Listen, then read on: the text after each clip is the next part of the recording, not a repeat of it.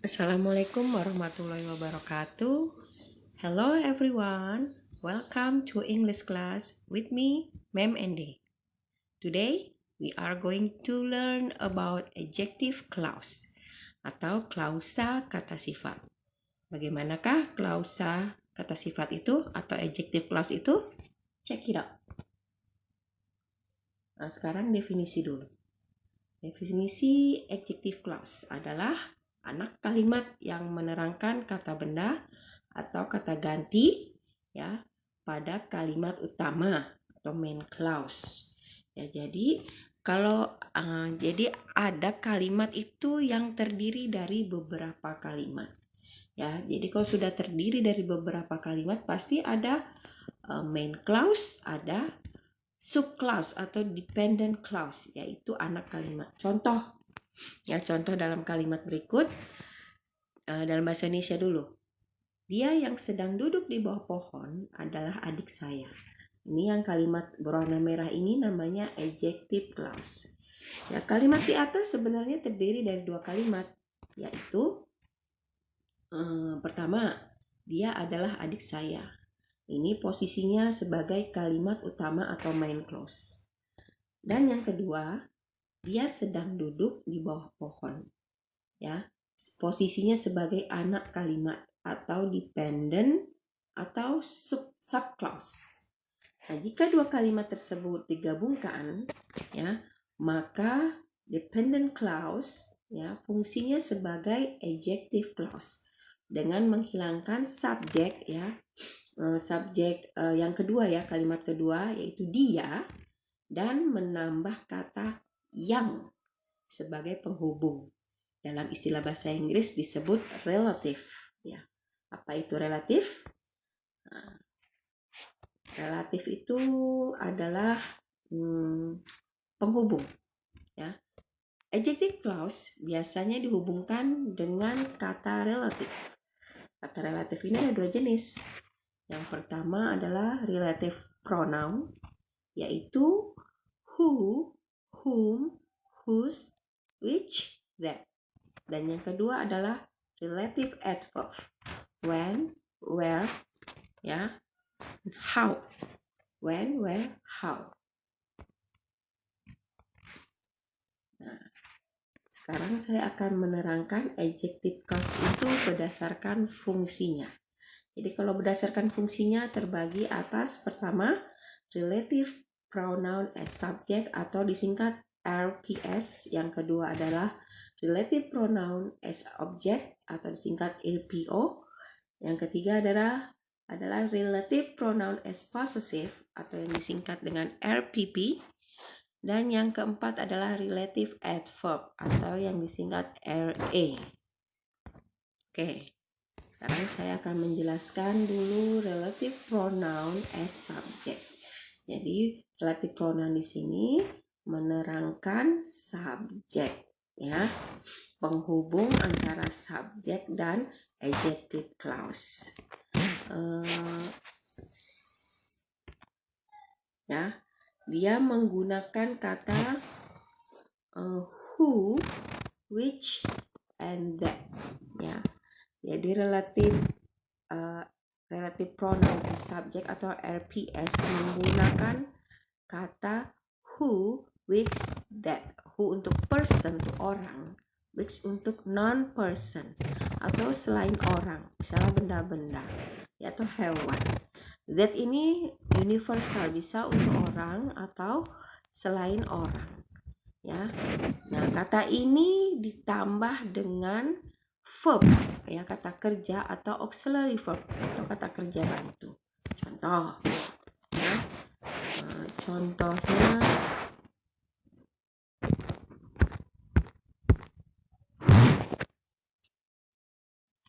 the girl is my sister. Ini kalimat pertamanya dulu. Ini kita akan cara menggabungkan dua kalimat sehingga ada kalimat adjective clause-nya. Kalimat yang kedua adalah she is sitting under the tree. Ya. Lihat kata the girl and she. Ya, jadi the girl itu kan kata gantinya she. she dalam kalimat kedua posisinya sebagai subjek, ya. Makanya dibilang as subject, ya, relative pronoun as subject.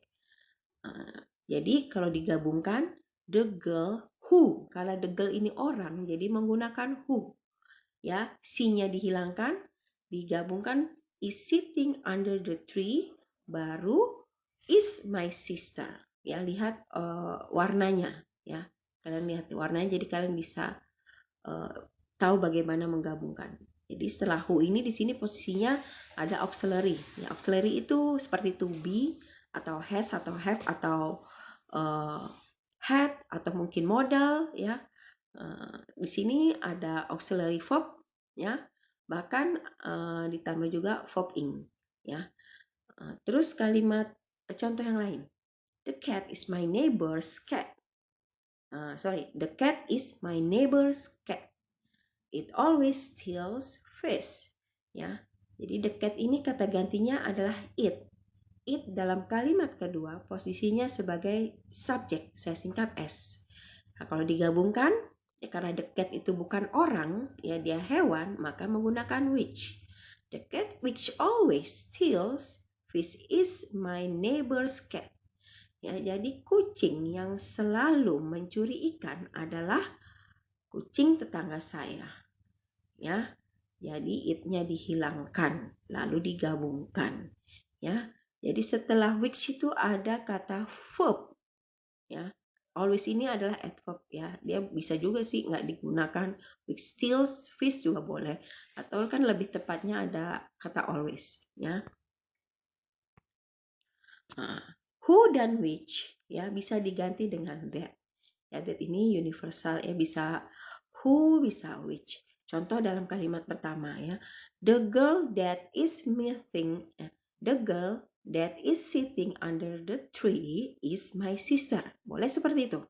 Atau untuk kalimat yang kedua, the cat that always steals fish is my neighbor's cat, ya. Untuk kalimat pertama, ya, who-nya bisa diganti that, ya. Jadi artinya gadis yang sedang duduk di bawah pohon itu adalah adik saya, ya. Itu juga dalam kalimat kedua, which-nya diganti that, yang artinya kucing yang selalu mencuri ikan itu adalah kucing tetangga saya, ya.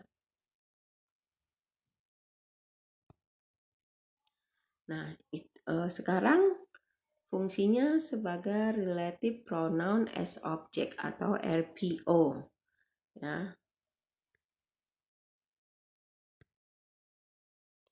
Dia menggunakan kata whom, which, and that, ya. Bedanya cuma di whom aja, yang lain sama. Whom itu untuk person, which itu untuk non-person, that itu untuk person atau non-person. Nah, setelah kata who, which, that ini ada subject plus verb atau auxiliary verb. Contoh, ya. Contoh kalimat pertamanya adalah the girl is my sister, ya. Saya ambil contoh yang nggak jauh dari yang sebelumnya, ya. Tapi di sini yang kedua beda. You met her yesterday, ya. Gadis itu adalah adik saya. Kamu berjumpa dengannya kemarin. Ingat, the girl itu kata gantinya di kalimat kedua adalah her. Her ini posisinya sebagai objek. Objek itu perlu diingat, ya. Objek itu biasanya datang setelah kata kerja. Kata kerja di sini adalah met. Ya, kalau digabungkan, ya, her-nya dihilangkan. The girl whom, menggunakan whom you met yesterday is my sister. Ya, setelah whom ada subject plus verb, ya. Oke. Contoh yang kedua, the cat is my neighbor's cat, ya. Kalimat selanjutnya adalah your brother catches it, ya. Adikmu mengejarnya, ya. Pada kalimat kedua, the cat kata gantinya adalah it. It di sini posisinya sebagai objek di kalimat kedua, ya. Makanya dia menggunakan relative pronoun as object. Kalau digabung, it-nya dihilangkan. The cat which your brother catches is my neighbor's cat. Ya, jadi selalu ditempelkan di noun-nya atau pronoun yang akan diterangkan. Makanya dibilang adjective. Ya, adjective itu kan fungsinya menerangkan. Ya, setelah ada kata which itu ada kata your brother. Your brother sini sebagai subjek, ya. Dan cases ini adalah verbnya. Whom dan which bisa diganti